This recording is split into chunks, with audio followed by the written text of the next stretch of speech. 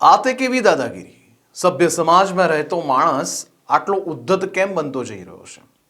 ભાઈ વાક તમારો અને ઉપરથી જે થાય એ કરી લેવાની ચીમકીઓ. કાયદો વ્યવસ્થા ખિસ્સામાં લઈને ફરો છો શું?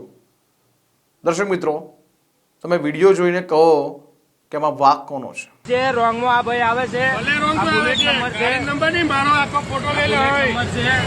આ વિડીયો ઉતારીને અને ખબરવાનું નથી પબ્લિકને. ઉપરથી રોંગમાં આવી અને દાદાગીરીની વાત કરે છે. તું કેમ દાદાગીરી કરવાની હું વાત જ શાંતિ નહીં, નથી. હું મારી સાઈડ છું, હું શું કહ્યું છે? પણ હું મારી સાઈડમાં છું.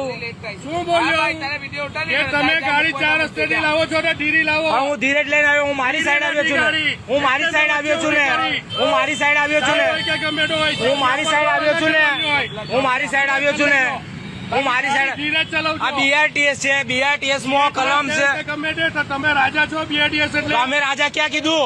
અમે રાજા ક્યાં કીધું? પણ રોંગમાં કોણ છો? તમે છો, ગમે છીએ. ઉપરની સ્પીડ છે તારી આવી જાય. કેટલાની? અમારે 30 ની સ્પીડ છે. તું ગાડીની સ્પીડ, 4 રસ્તા પર સ્પીડ આપવાની માણસ માની જવાનું તમારે. તમે રોંગમાં આવો છો. તમને ઘટના સુરતની છે, જેમાં BRTS નો રૂટ છે.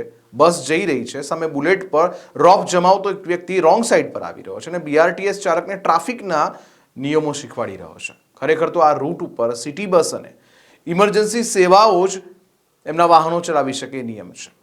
આ બાબતે સુરતના મેયર દક્ષેશ માવાણીએ કહેવું પડ્યું કે આ મામલે ફરિયાદ દાખલ કરવા કીધું છે અને પોલીસ કમિશનરને પણ અરજી કરી છે. એક વિડીયો કતારગામની અંદર BRTS ના રૂટમાં રોંગ સાઈડમાં એક ટુ વ્હીલ વાહન ચાલક આવે છે અને એક્સિડન્ટ થતા એ બચી ગયા છે. છતાં પણ જ્યારે ડ્રાઈવર એને કહે છે આ રૂટ પર આ રીતે નહીં આવો તમે, છતાં પણ તેની સાથે બળજબરીને દાદાગીરી કરી રહ્યો છે. વિડીયોમાં સ્પષ્ટ દેખાય છે.